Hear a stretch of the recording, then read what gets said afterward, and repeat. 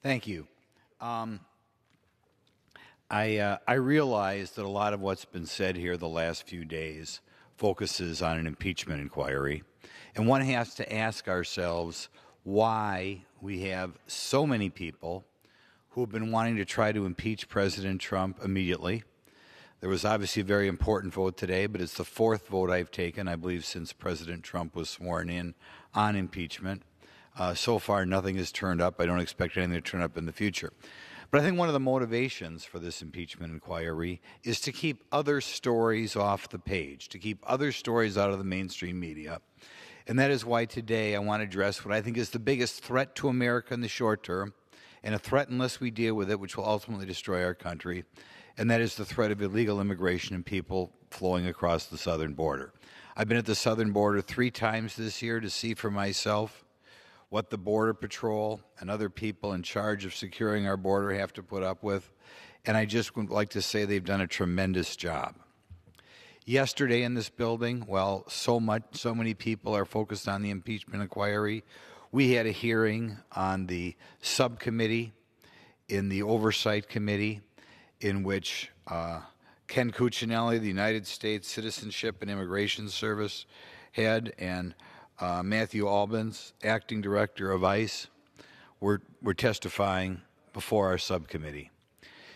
It was interesting, the appalling comments that they had to put up with from members of this House, being called white supremacists for just doing their job, for trying to secure the border.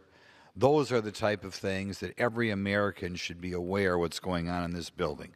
But I would like to update people on the good job that President Trump has been able to do the last 6 months, why he's been able to do this job, and the hatred which it has brought our president.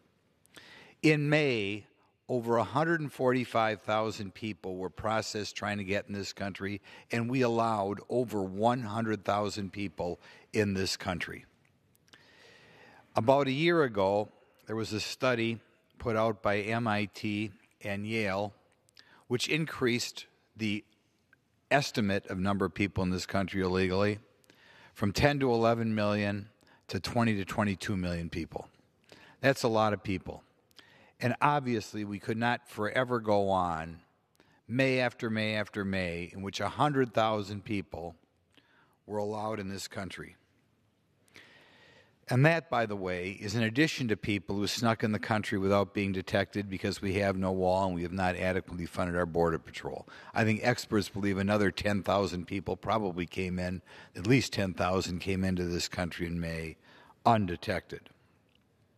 Since that time, President Trump has reached agreements with Mexico, in part by threatening tariffs, in part by just general suasion, that we have reduced the number of people coming in this country from over 100,000 in May to, I am told by the Border Patrol, perhaps under 5,000 in September, after processing like 40 to 50,000.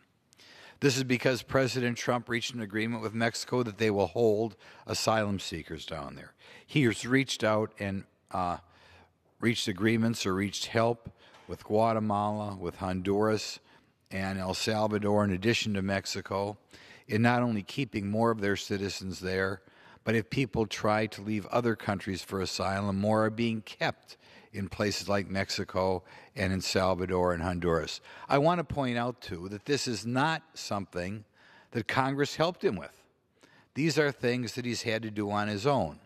There are other things he's trying to do that Congress should be taking up, but isn't. He has been trying to keep people from coming into this country if they are a public charge. We have enough people who we are taking care of our country, some through their own fault, some through no fault of their own, on various welfare programs. President Trump tried to say, hey, we'll maybe take people who are working, we'll take people who want to come here illegally, but courts, including a prominent judge appointed by President Clinton, struck that down. So President Trump was denied the opportunity to prevent people from coming here are going to be a public charge. President Trump is still waiting, and I hope he does, to do something about birthright citizenship. Another situation that I saw when I was on the board, in which obviously America being one of only 2 of the 40 wealthiest countries in the world to say if you have a child here, you get to be a citizen. His Border Patrol has been acting with not adequate funding. They've had, up until recently, 2,000 vacancies. They could use more people in addition to that. We are in the process of building 500 miles of wall. That's not going to be enough, but we like to believe we're going to be able to get that done by the end of December.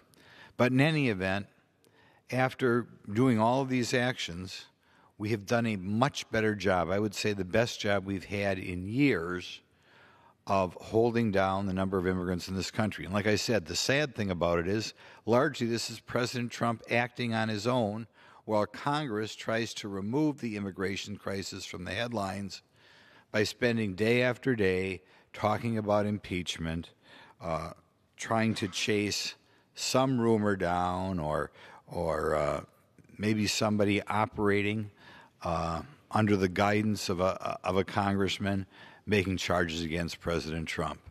But I'll just ask the American public to keep your eye on the ball, and that ball is immigration. We cannot go back to the days of 100,000 people being allowed in this country every month. We have to make sure that the policies that President Trump has implemented in the last 5 months continue to be implemented.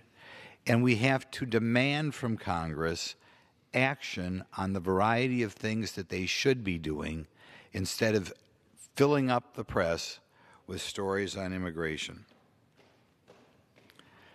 I yield the remainder of my time back to the chair, and I ask for adjournment. The gentleman yields.